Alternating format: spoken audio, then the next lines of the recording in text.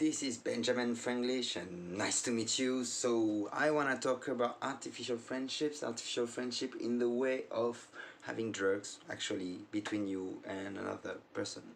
So this case actually makes it's quite obvious, makes of course the friendship quite fake. People will sit down next to you because you're rolling the joint column and something like they want this what you have, and like, no, this is my precious, this is not yours, and everything. But like, anyway, you can enjoy life, of course, your own ways, nothing to preach here.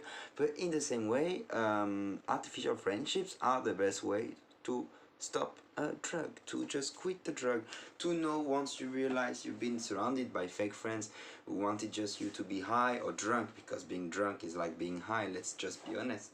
Sometimes it's even worse actually, even if it's legal. Yeah, 300 people to decide what you can take or not to take in a parliament, like seriously.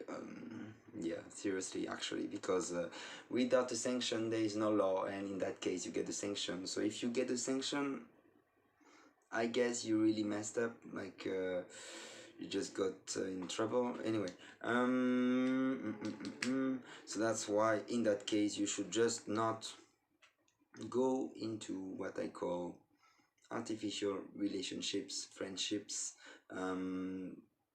Easy way to know is if they will like you when you have nothing, or if you just tell them you stopped for a moment, they still invite you to the parties, they still invite you somewhere without looking at you like you're boring. You got lucky, you got some good friends. Let them be high in their way if they want, or drunk. It's the same thing. They like this distinction between drugs and alcohol is one of the biggest bullshits of mankind. Also, next to religions, I guess, and mythologies. Same. It's the same thing.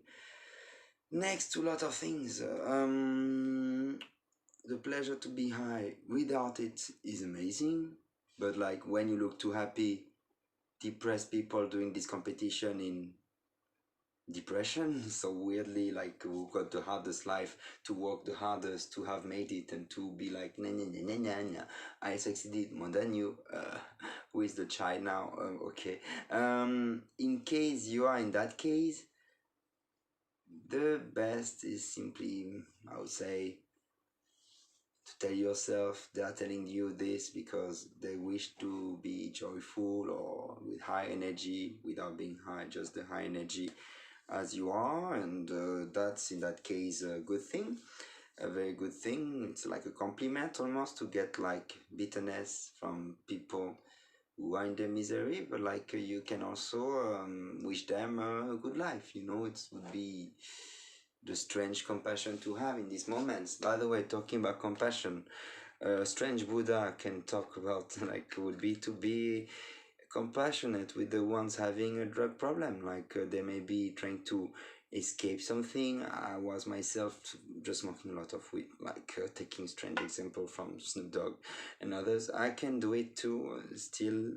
No, I don't do it now, like zero actually, but I don't. Maybe I should do 6 months on, 6 months off during the year. Who knows? Because I can choose. I can like myself when I'm high and careless, but I can also be hard on myself on the fact I have been naive and thinking everyone like me, and when actually they like you for what you have, and especially you just add some money in the between, and then you are even more in that situation. So feel, I would say, strangely, be romantic with the friends you can smoke with too, and just check, and then if you have new encounters to do, yeah, for sure, it can be a good thing. But to make same as the idea of offering a drink comes from a good intention, but in the other way, the other should. I used to be accepting everyone who was not smoking weed when I was smoking myself. So the basic thing would be to accept that the other is not doing anything, would be one of the best proof of friendship. And if you're too happy in that competition of depression, as I talked about, we are in a case where they will ask you, did you take something? Are you high on something? Or like, did you switch to cocaine? Because I have kind of very high energy now. I just don't smoke, and actually I always got this high energy, so I'm like quite happy about that. But like, it looks like not normal to just be super happy, even if you can be sometimes in some troubles, you know. Of course, easier to preach, you know, than to just we always face problems, so all of us, so it's not like a competition in who has the hardest life. I hope so, but like here we are, artificial friendships.